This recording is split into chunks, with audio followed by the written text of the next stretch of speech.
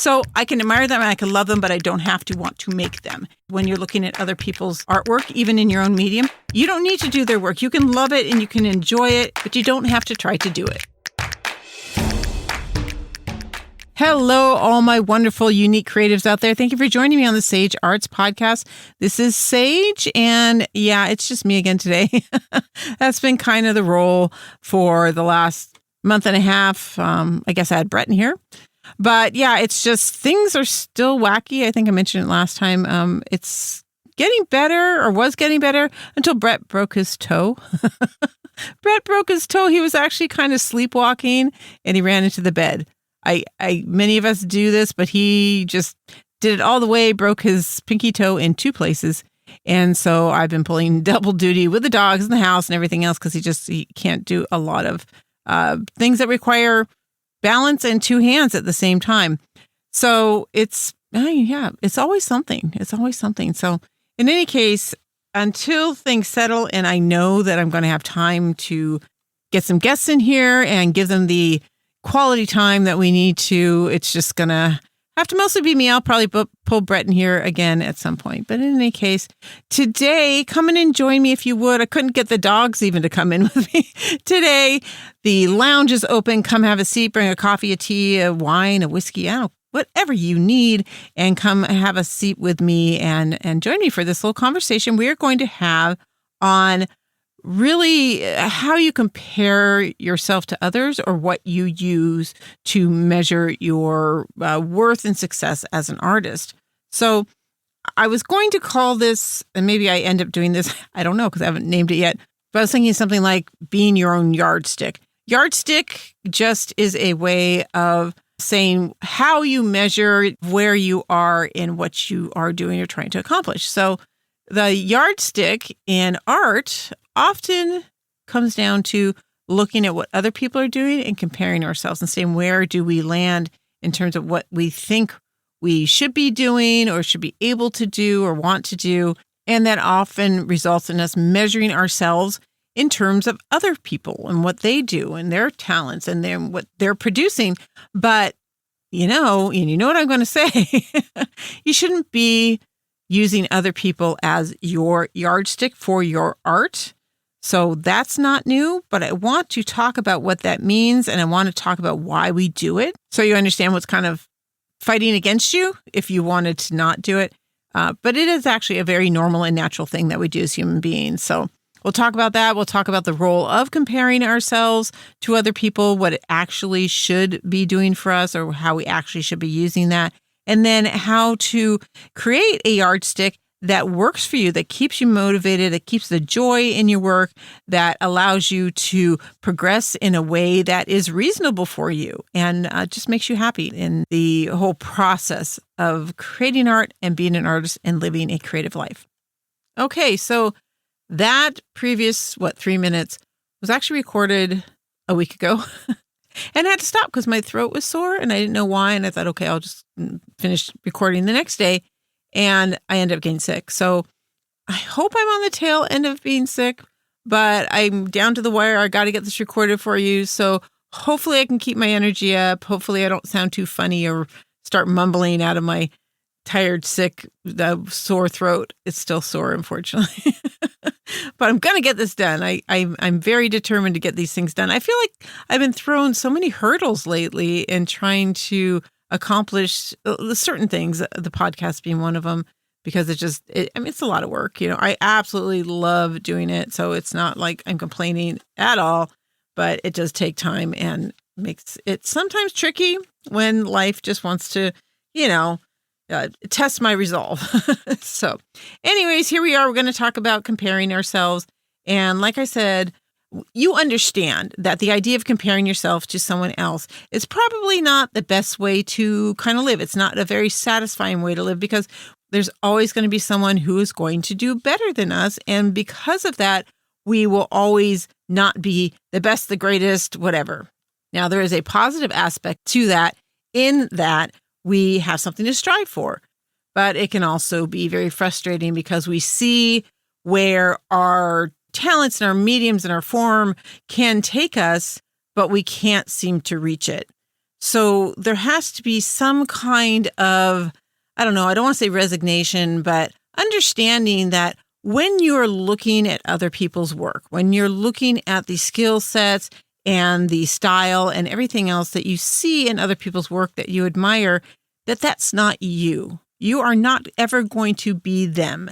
And that's the number one thing to remember. You aren't them. You shouldn't be them. If you try to be them, it will never be as good as what you see. It doesn't matter, even if they're a mediocre artist and you're trying to be like them. You will not be like them. You could be, better than them in certain ways. You could be less than them in other ways. What you need to be is you need to be the best artist, creative, artisan, whatever it is that you are after, that you can be for yourself. So if I want to make this a really short podcast, I say, stop looking at other people's stuff and think I want to do that, or I want to be like them, or whatever, and just go do your own thing. Okay, podcast done. My throat would love that. But we know it's not easy to just say, I'm not going to compare myself to other people. And I want to let you know that it's okay that happens. It happens to all of us. We all compare ourselves in some way to other people. Even if we're the top of our game, we're the best at what we do in so many ways, there's always going to be somebody else that sells better than we do, that reaches audiences that we don't reach, that gets accolades that we don't get. And although I encourage everybody to strive for the next good, best, wonderful thing, and listen to the last few podcasts that I put out about what it is you should be striving for, because just because someone else is getting those accolades or reaching those audiences doesn't actually mean you should, which, is dovetails into what we're talking about today. The fact is other people's lives, their work, what they do is hopefully good for them, but it doesn't mean that that's going to be good for you. And you should develop what it is that you need very uniquely for yourself, your circumstances, what you want, the type of artwork that you do, the type of creativity that you have, and what it is you want to get out of it. So that's what we'll focus on. Let's first tackle the feelings of failure that we have in not being able to just set aside those self-comparisons. It's unfortunately something that's built into us. It's in our genes. It's in our society. We compare because it's actually a survival mechanism for us to understand where we are, where we stand in the social hierarchy, in the line to get resources, that kind of thing. So when back in the, caveman days even, we had to understand where we stood. And part of that was seeing how well others were doing and how we were doing in comparison to them, because if we weren't doing as well, we might be left behind.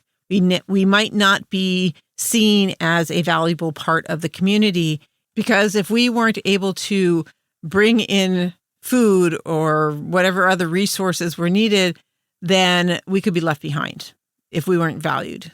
So understand that comparing ourselves to others is completely natural and normal, and we're going to do it regardless of what anyone tells you, no matter what I say or anything else that comes along that's supposed to help you with this, you're very likely going to do it. It's completely natural. Now, whether you do it and can just set it aside, or whether it rules what you do in the studio, those are two different things. So I can go and see what other people are doing. Like I'm doing this colored pencil stuff right now, which there's, oh my gosh, the talent that's out there with colored pencils is just absolutely amazing and stunning.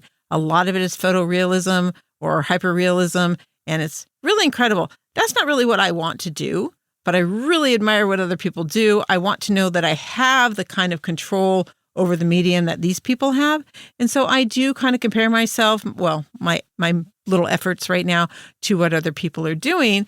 And when I can see myself approaching it in any fashion, it is encouraging. I do feel like what I'm able to accomplish at this point is actually pretty decent. And it's better than 2 weeks ago when I started, that kind of thing.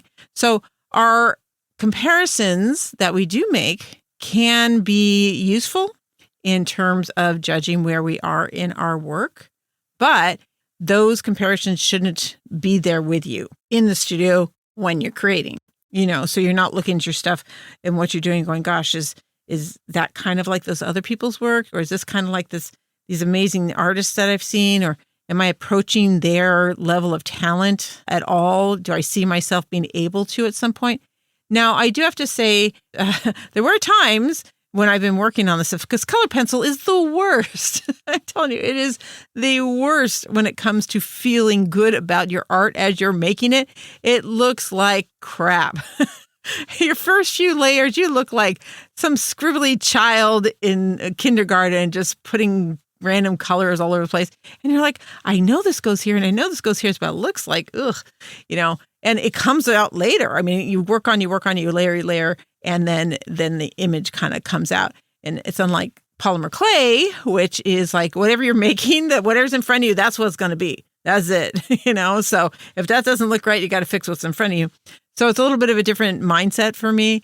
But I do have moments where I'm like, okay, apparently I suck. I really can't do this. And all these other people are out there doing it. And you know what I tell myself every time? I'm like, you know what? If there's other people out there that can do it, I can do it. I've got to trust the process. I've got to trust that if I put the time in, I'm going to get to the point that I will have that kind of control over my medium. It's just time and practice. Art is practice like anything else, like working out or, baking or anything. It just takes practice to get to a point where you have the control over whatever it is you're working with, your medium in the case of us artists, right? That you can do whatever it is that you are wanting to do with it without having to think about the actual process of control. The idea that you know your medium so well that you can just tell your fingers to make the things and you make it how you want to make it because you don't have to think much about the material. Maybe I should step back on that a little bit. You're always thinking about your material, especially if it's a material that can be manipulated in many, many ways. Polymer clay is the craziest material as far as the different ways you can manipulate it. And you may always be thinking, I was always thinking, how can I push it? How can I do something different? So there's definitely always more to be learned and more skills to be gained. I think if you didn't have that, if there weren't things to reach for, being better at this or learning a new form or learning whatever, even if you understand your materials, that you wouldn't feel very driven with the artwork. In any case, I think I am diverging from the subject matter a little bit, but judging your skill level compared to what can be done versus to a specific person maybe is perfectly normal, natural, and actually kind of necessary to give yourself an idea of your progress, to be able to see where you were to where you think you want to be at some point and seeing you move along that, that scale that you've set out for yourself. And that's your yardstick. And then we're going to talk about you putting up those yardsticks in particular towards the end here. But we as artists necessarily have to think about other people for many, many reasons beyond just we want to be really good at what we do. So as artists, we're judged or feel we're going to be judged or compared to other people, not just that we do that to ourselves, but that it is going to be done to us. As an artist, you might enter contests and then you're absolutely judged compared to other people. And so we know that's going to happen. And we look at what other people are doing and think, if we're going to enter this contest, are we as good as these other people? Do we have a chance at beating these other people? And so there is naturally comparison there. Same thing as getting into juried shows. Your body of work will be judged against the other people that are also applying. So naturally, you look at who's been accepted in the past and whether your work is up to par, whether you think it's going to be worth trying to apply for that show. And I'm going to tell you right now, if you want to go to that show, if you want to be a part of that show, just apply for it. If you can afford to, sometimes the fees are kind of high. But the very first show I ever applied to, I just went to the top of my list and thought, well, I'm never going to get into this one. And I went ahead and sent my stuff in because I had been working on polymer, I think for 4 months at that time. And I thought, no, I want to be in a show. And this show is the top of my list right now. And I sent my stuff in and I did it as a practice for application and going through that process. And then I got accepted. I was like, holy crap, I got to make stuff. And so you never know. You might as well just do it. You can just try it out, And again, if the fees are kind of high, then of course you have to balance whether you're going to pay the application fees and your chance of getting in. But really, you should just do it. If there's no good reason not to, just apply for the show. But yeah, if you have to pick and choose who you're going to apply to, what shows you're going to apply to, then you do want to look at what's being shown at that show.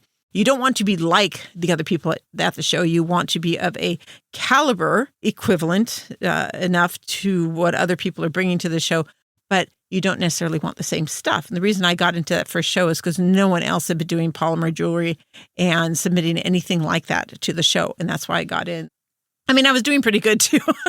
Can't say it was absolute, rubbish, and they let me in. But anyways, so, okay. And then magazines. If you submit to magazines, your submissions and the artwork and what you write, of course, will be compared to other options that the editors have to put in the magazine.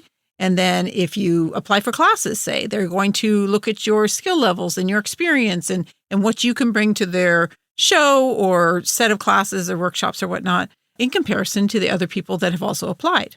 We have a lot of areas for which we feel we will be compared to other people. So on top of having this ingrained sense that we have to look and see what other people are doing so we know where we are in our social standing and our ability to be successful in our lives, we also have all of these other things that we tend to take part of as active artists, especially working artists, and we will find ourselves being compared to other people anyway. So we've got both of those things working against us as far as trying not to have it be a domineering thought while you're in the studio. So there's a part of me that wants to say, if we are going to be compared and we're going to be mentally comparing ourselves to other people because that's kind of how we're built, maybe we shouldn't fight it. So I kind of plumbed the depths of that idea that maybe we should just let ourselves compare and let others compare us and let that just be part of what we do. But of course, there are a couple issues with this. Probably the first one that comes to mind for most people is the fact that when you're looking at other people's work and you're not doing what they're doing, you're not getting to the level that you think that they're at, it's frustrating. It's demotivating. It can just make you give up. It can make you give up on the material, if not art in general. And of course, we don't want that. So that's bad enough. But I think there's one other issue that I find to be a bigger and more troubling issue when it comes to comparing ourselves to others. The more that we compare ourselves to others, the less likely we will be expressing our own artistic thoughts and ideas. And just our artistic voice is going to be muted, if not silenced, because we will be looking at other people's work as what it is that we're supposed to be after. In other words, we will be in danger of emulating other people's work rather than actually creating our own work through our own voices. And I think when we're working in the studio, we need to come from a place of our inner child's curiosity, a place from where we're thinking about what is it that we want to see exist in the world that didn't exist before, that's part of ourselves, that's inside and has to come out. And if you're too I don't want to say obsessed, if you're too focused on other people's work and what they're doing and what they're accomplishing and the gifts that they have and the talents that they have and the heights that they've reached, you're going to have a very hard time finding your particular path because they may have reached the height of their mountain, but it's not your mountain. You got to find your own mountain or hill, or maybe you just meander through the valleys. You've got to find your path and your journey, and it's not going to end up like other people's journeys. Because if you actually did accomplish what other people were accomplishing, it could feel very shallow and very empty because you aren't getting to actually express what you want to express. I mean, yeah, you might get the accolades for the high skill level that you have. And I feel like a lot of people out there on social media right now, you're seeing these sometimes really amazing works by people who are doing a lot of the same things. Like, I'm definitely getting this with the colored pencil thing. There's photorealism everywhere. And I did photorealism when I was in college. And the reason I stopped is because a lot of people thought what I did were photographs, which was kind of really annoying because you spend like 40 or 80 hours a week on these pieces. I would spend so much time. And then people would just walk by, think it was a photograph. And it's like, okay, it's impressive when they would find out that it was hand drawn, but that's a moment of, oh, that's really cool. You have this skill. That's awesome. But that's not, to me, that's not art. To me, that's not expressing who we are and what it is that we can create that never existed before. I could do a drawing of someone else's photograph, but then I'm just doing a drawing of someone else's photograph. And if it looks like the photograph exactly, I'm not saying anything for myself. I am just literally duplicating someone else's work. Now, if you take the photograph and you're drawing your own photograph, that's great. But if you do that, and this is exactly what I'm thinking with the color pencil stuff, because I do the photography stuff as well, I could take some of my ICM, my intentional camera movement, and I'm not going to just draw what I photographed or what I filtered through Photoshop or whatnot. I'm going to take it and do what the camera couldn't do. So the camera gave me this image that I couldn't have probably thought up on my own or drawn on my own. And then I'm going to take the materials and make it into something that the camera couldn't do. So if you are making artwork like somebody else, taking their tips or some of their design elements or their approach or construction or whatever it is that you find really amazing that you want to integrate into what you do, that's fine. That's great. But then do what you can do that they can't do. Do the type of work, add the type of elements, filter it through your person, your vision, your experiences, and make it into something that's going to specifically connect to you. So when someone sees it, they see you when they look at the artwork. They don't see somebody else. And that's not going to be accomplished if you are just changing the colors they use or changing the shapes that they use or making earrings instead of pendants or whatever it is. You have got to find your voice, what it is that you can say that is bringing you out into the world through the artwork. And hopefully that makes sense. That's one of the hardest things to convey, whether it's in classes or coaching or whatnot, in my experience, is for people to be able to identify what makes it them. Because it's kind of like, okay, in my mind, it's kind of like being in love. You don't know what being in love can be until you're there. Like you can fall in love with somebody and think this is great, this is wonderful, this feels great. And then 5-10 years down the road, you're out of that relationship and you end up in another relationship that is like amazing and so much better. And you're like, oh, this is what being in love really is. That was like just a faded version of what this could be. But until you're there, you don't know. So it's kind of hard when you're trying to find your voice in your artwork. You'll know when you're there that it is your voice. You will know when that originality is coming through.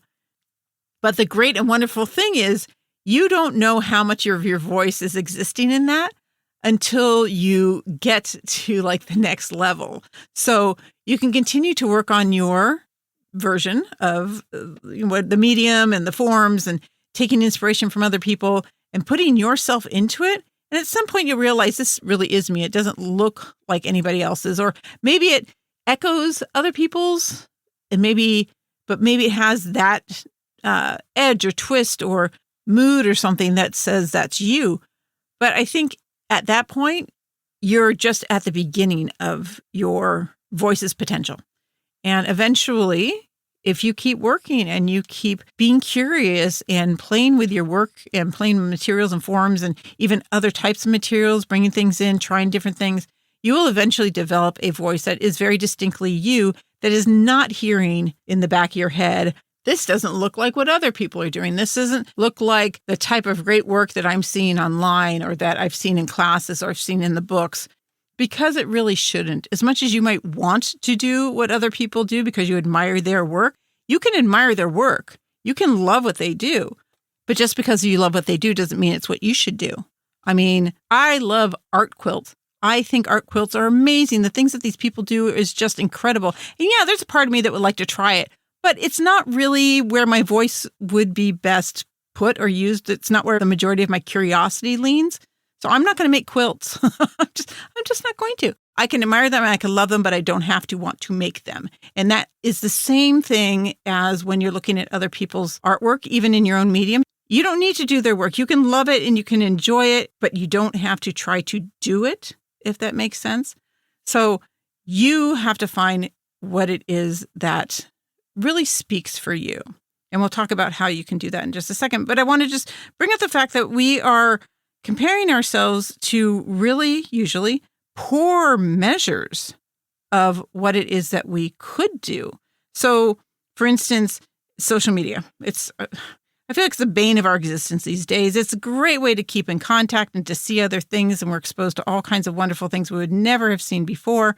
But we are seeing a version of what's out there that is neither representational of the full gamut of what is out there, because you're not getting a full sampling. You are getting whatever the algorithm decides you should get, because these are the things that you spend the most time on. And it takes guesses at other things you might spend your time on.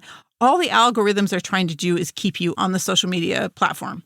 So I guess it does help you find things that you like, but it's very limited in that it's only going to give you the things that will keep you on the longest. So there are other things that could actually really get you going, that you could look at and be like, oh, wow, I have a great idea because of this thing that I saw. But you'll never see it because the algorithm is not going to show you a bunch of different new stuff unless you go searching for new stuff. Social media is not set up for our success. That's not what it's there for. It's there to keep you on so that they can charge their advertisers more because they have more eyes on the advertising. That's what the algorithms are all about. And not only that, when you're looking at what's out there and you're trying to measure the talent and the skills and what it seems other people also like and are enjoying and might buy if you were selling such things. But the popularity of posts are also skewed and not a realistic viewpoint, because some posts are more popular simply because when they got posted, because they paid to boost the post, because they have a marketing team that's working on pushing their work and moving them up. And there's all kinds of things that come into play that's not going to make what you see a realistic cross-section of the artwork that's out there and what people like. And besides, only one person needs to like any one thing that you have to buy it. You just have to find that market. I don't like using social media as a yardstick for what will sell. I mean, I guess it helps. You can see trends and whatnot, but I just so believe in the draw of the original artist's voice being in the work, being the thing that's going to sell it. And it's also the most satisfying way to approach art, is to be doing work that is what you want to make and not what seems to be popular. And I think this is also true for comparing your sales to other people's sales, especially at other shows, when you can kind of see who's doing really well, which are the booths that are really busy. Comparing yourself to them is also a bit of a false step, because there are so many things that go into why they're selling. It could be the market, the way they set up the booth, or their price points, or they've just been doing it for so long, they have a lot of regular, loyal customers that come by. And I know that's not really helpful if you're trying to figure out what's going to help you sell at a show. But there are definitely other things that you can do. And the number one thing is finding your market. And we're not going to get into that at this particular podcast. That's a whole nother podcast. So let's get back to the idea that, comparing ourselves to what we see out there, it's just not the ideal yardstick. So really the big question left is, how do we leave that outside of the studio? How do we not bring in those comparisons while we're creating, while we're designing, while we are imagining the work that we're going to make? And I think the answer comes down to what we are actually judging. If we're judging our talent, if we're judging our abilities, and we need to on some level because we like to see that progress. It's a very satisfying thing to see the progress that we've been making. So if you don't do it already, take pictures of your work, keep your old work even if you hate it, because seeing that progress can be so important to our motivation. But I think what we actually can judge and should judge when we're working, when we're in the studio, when we're creating, we should judge our satisfaction. We should judge our enjoyment and how driven we're feeling, how motivated we're feeling in the work that we're doing. Because you may find out that when you are trying to emulate other people, you're not going to feel as satisfied. You're going to feel more frustrated, potentially. you're almost definitely going to feel more stressed and anxious about the work that you're doing. And it shouldn't be like that in the studio. And sure, the judgment that we make on how well we're enjoying our work may be driven by how close we come to the skill level that we want to be at, or how professional we feel our work is, or how well it might be received.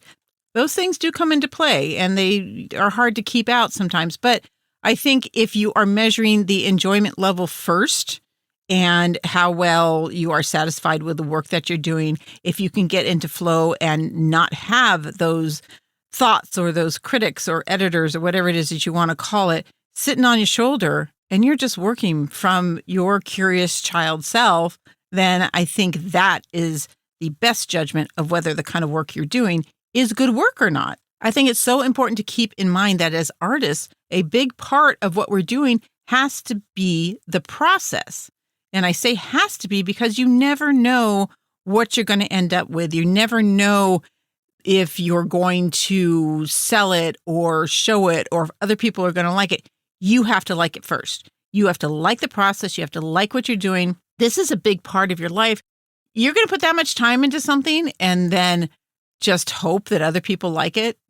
I don't think that's the best approach. Because talk about stress and being anxious in the studio. That's going to be nerve-wracking, right?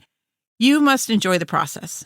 If you're enjoying the process, then the work is inherently good because it is making you happy. It is satisfying to you.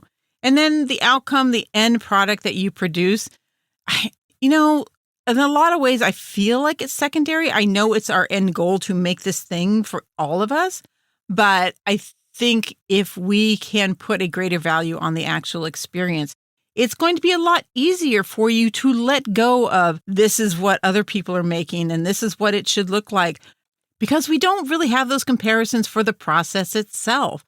I mean, sure, yeah, there's some people who do real time, this is how I made a thing on YouTube, and you can watch that stuff, but you don't know how they're feeling. You don't know what they're going through. So you look at what you're going through and say, am I enjoying this? Is this good for me in this moment? Is this what I want to be doing? Is this what I want to be making? Am I happy in my creative space and with the processes that I'm working through?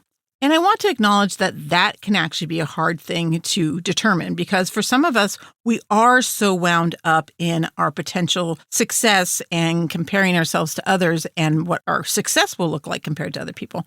But I think if you can kind of quiet that down in whatever way you have to. Now, for some of you, you'll really need to have some time away from looking at other people's work and reading about other things, going to shows or whatnot. Take some time out and just do things that feed the muse, and feed the muse alone for your personal satisfaction, which is traveling and going on hikes and doing other kind of art projects and spending time with the kids, family, friends, going out and having new experiences, going out on adventures. Those things will feed you in a way that looking at other people's artwork will never be able to, because what you're looking at is their experiences, and that's not going to sink in the same way your actual experiences do. And it's not going to feed the muse in your imagination and get your brain going in a way that's going to take these inspirations and actually funnel them through you and your voice into your work. Does that make sense? So if you have to take time away from looking at other things, that might be a great way for you to do that, to quiet that side of your mind that is comparing things. Or working first thing in the morning works for a lot of people, because after you've gone to sleep for a while, you tend to have more of a clean slate as far as influence. That's something that writers do a lot. Or take a nap before you go into the studio. I've mentioned that a lot. And naps are necessary. It's why I have a napping station in my studio. I always have. And then there's just coming into the studio with intention.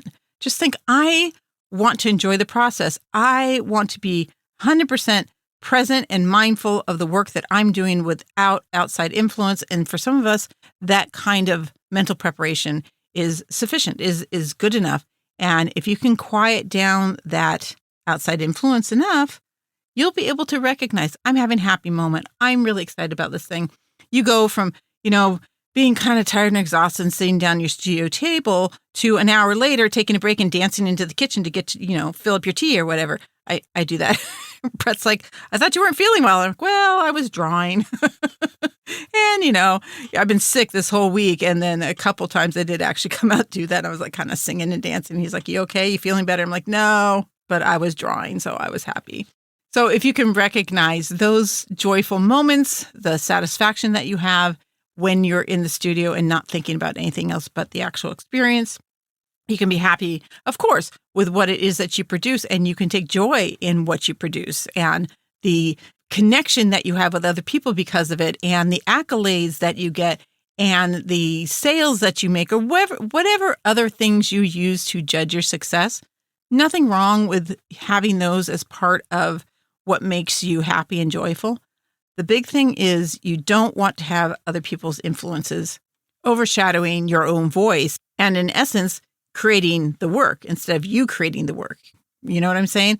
So I think if we can, for one, recognize that we do have this propensity to compare ourselves and that it's natural and normal and it's nothing to be like ashamed of or upset that you can't control, and then be prepared for those circumstances in which it is necessary, like entering shows and contests and things of that sort. It's going to be part of it, and you'll have to look at other people's work and decide where you stand in there and whether going after those things are worth it. So that's something you'll do, but you won't do that while you're in the studio. When you're in the studio, bringing in as little as possible of that comparison, I think will really help you with the originality of your work, with the joy and the satisfaction you get out of your work.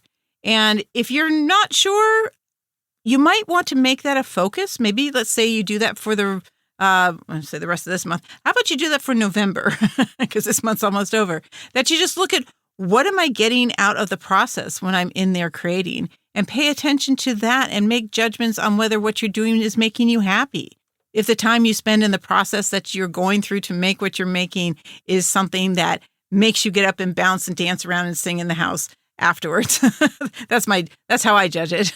And one way you can do this is to actually just write down at the end of your studio sessions what it is that you liked about it, what you're getting out of it, making judgment calls on how gratifying the work was, how fulfilled you feel in the process and what you did and what you came up with.